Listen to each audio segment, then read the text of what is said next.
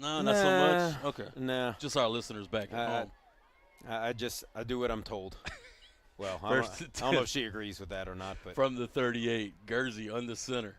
And I believe he got him again. That might have been the 5th time tonight, Coach. Free yardage.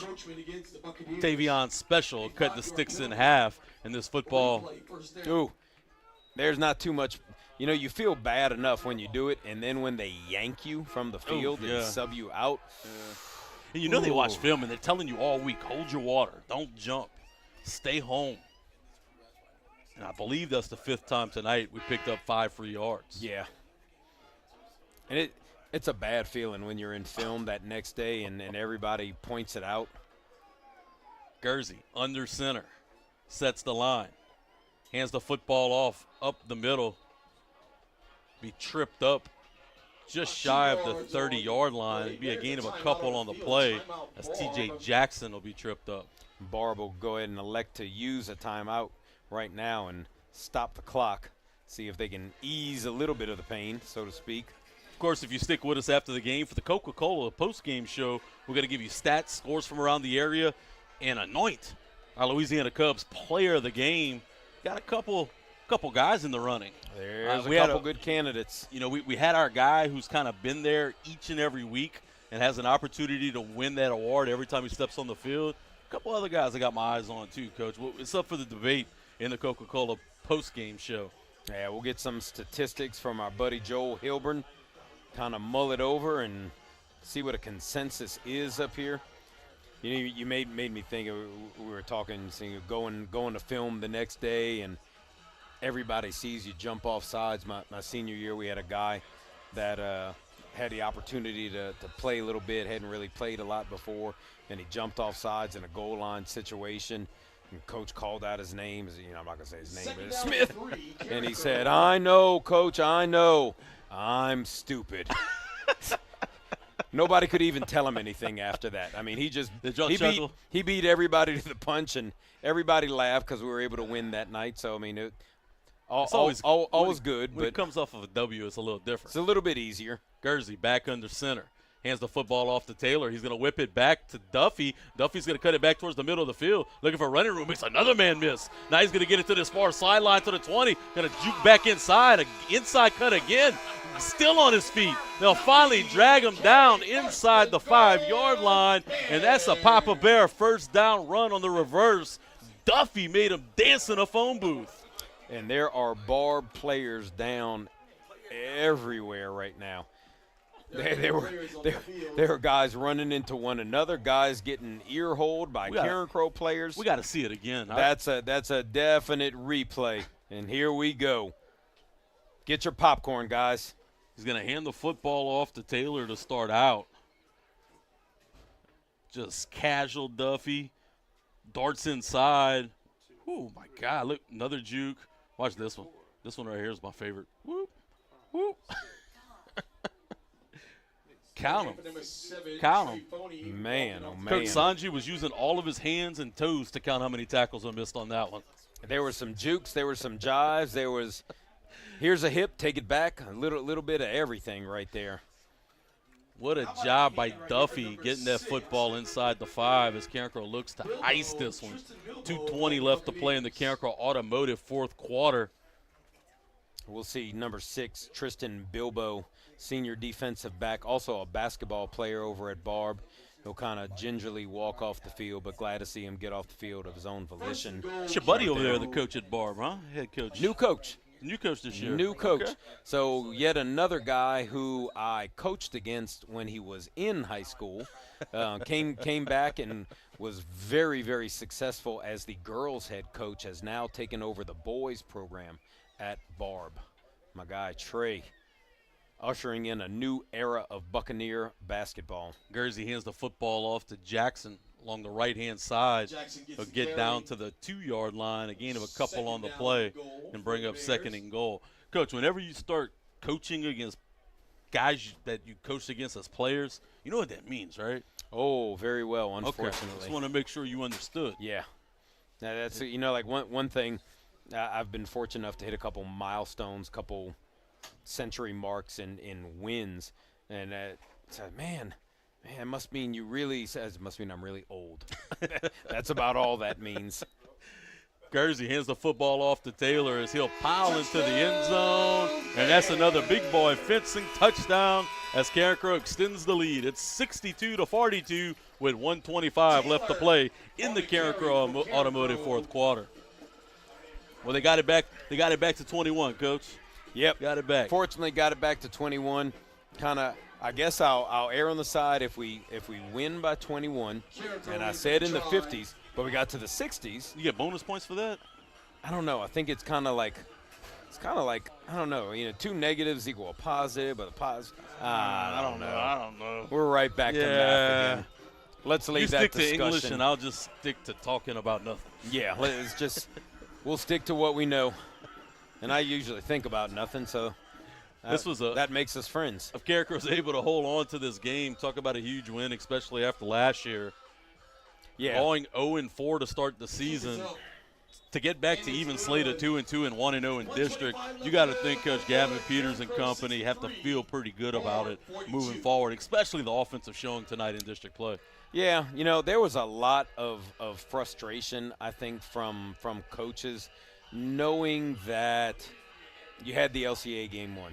You know, you're 4th and goal from the 20 and some decisions, not, you know, just decisions on the field at the spur of the moment, you know, led to a misplayed ball and you lose the game. That's tough.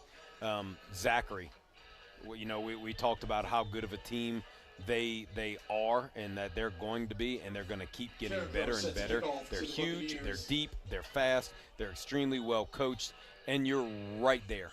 And, you know, one play here or there. I talked to Coach Peters. He said 4 plays in that game, Coach. 4 plays. If we make 4 plays, or, you know, the vice versa from that, we take away 1, it's a winnable ball game. You know, it was still 2 scores away, a semi-winnable ball game. Going to put this kick deep. It's going to go in and out of the hands of the return man. Now he's going to have to corral it inside his own 5. Looking for some running room, but Carencro did a great job getting out there and overextending him. They'll drop him at the 10-yard line. That's the best coverage we've seen all night as Latham executed the kick.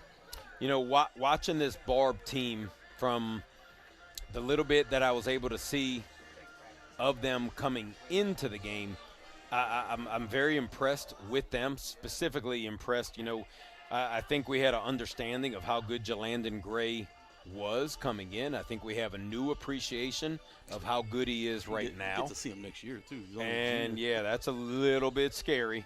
There might be some district shift, though, so he might not play ball next year. It could be a lot happening. This is a reclassification year. In the upcoming 2 months, schools are going to be turning in their school numbers to decide which classification they're going to be in. We'll see what kind of proposals are put out there. Gray's going to hand this football off, and there's a lot of running room. He's going to finally be dragged down from behind by number 15. That was Caden Robinson on the tackle, but not before they picked up a first down. And what's interesting, Coach, there's going to be quite a few teams in the area that's going to be going to 4A. So how they all decide to carve up those districts is going to be an interesting thing as well. Yeah, it'll be interesting to see where the numbers lay, you know, or lie rather, where everything finishes off, and then what proposals come out from there, and then ultimately how the state decides to break them up. Because, I mean, let's throw them out. You know, we're going to go to the north and to the east, and we're going to say you've got Beauchene, Opelousas, Breaux Bridge, Cecilia, St. Martin. St. Martinville with the opportunity, depends on where they are. Yeah, I don't know the numbers quite well. Are they 3A? Might go back up. Do they return to 4A? We don't know where their numbers are at this time. The Renaissance School. Buccaneers. So then you've got Carencro at the northernmost end of Lafayette, and then you've got that Renaissance School, as you mentioned, right down the road from here, as they're going to be expected to move all the way up to 4A. Lots of guys coming in that school, lots of people coming out of that school. Where their numbers lie, not sure.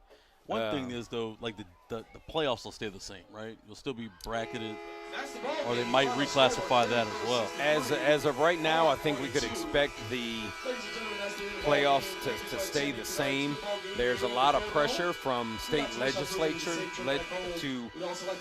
for the LHSAA to try to bring everyone together. And what our state legislators don't understand is they look at a very small picture right now. They're not seeing the big picture of everything and realizing a lot of things. They want a one-time transfer. They want everything to come back together. And I think most of the people in the LHSA office and a lot of coaches want everybody to come back together. But it's just a little easier said than done when the principals are the ones who make all the rules. They're the ones who vote on the rules. They make the proposals, and they decide what we're going to do. So, you got a lot of different personalities in the state. 63-42, Carencro comes out victorious to start district play. We're going to step aside. When we come back, it'll be time for the Coca-Cola postgame show. We'll have stats, scores from the area, and we'll announce our Louisiana Cubs player of the game. Right here for your home on Carencro High Football, Carencro Bears Network, and Mustang 107.1.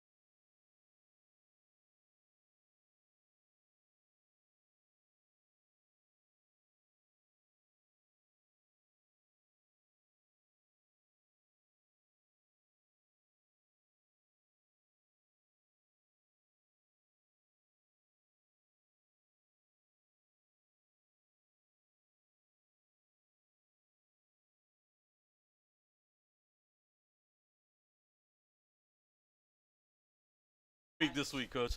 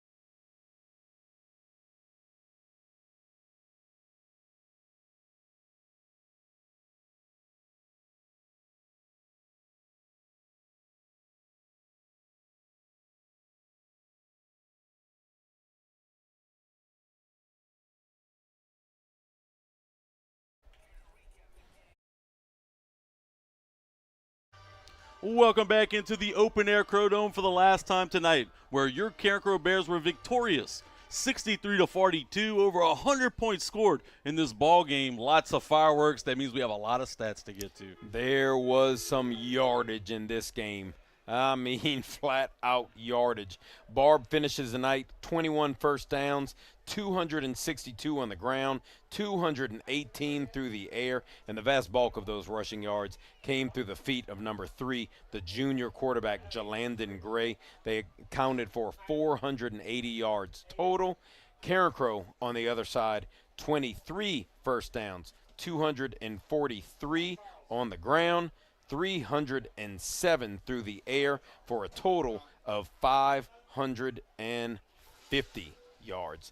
They were putting it down. I mean, it was just a clinic of offense tonight, and Carencro got it done a variety of different ways on the ground, got a lot of backs involved. Like you mentioned, hey, Taylor, for my money, this was kind of his coming out party. This is the Taylor I was looking to see all year long, kind of getting his feet from under him in his sophomore season. Tonight goes for 70 yards, a couple touchdowns on the ground as well. I think if we get that version of Kylan Taylor going forward, that makes this offense just so much more harder to defend, because you got to respect the running game a little bit more. And that's no slight to guys like Carde Batiste or Chris Baham. It's just he's a little different. It's a different component because he's just built so much differently. He's a big frame.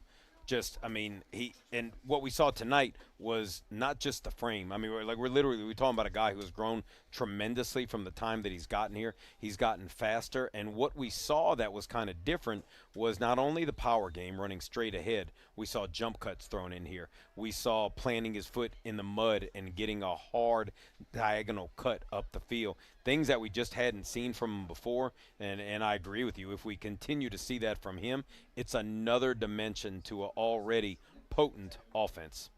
Carson Gursey, 245 yards through the air tonight, getting majority of that, 193 to CBAP, including 2 huge touchdowns in the ball game.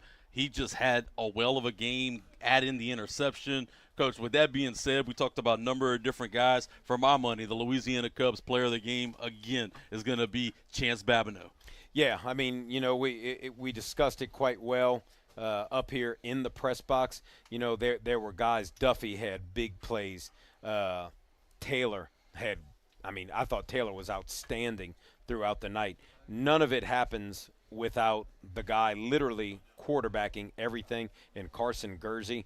But – we're looking at a Chance Babineau who had 200 yards in receiving for the most part before we even got to the halftime mark, and then made his mark on defense as well. I mean, just all around getting it done solid. When the time came to block, he was there to block. Our player of the game all the way.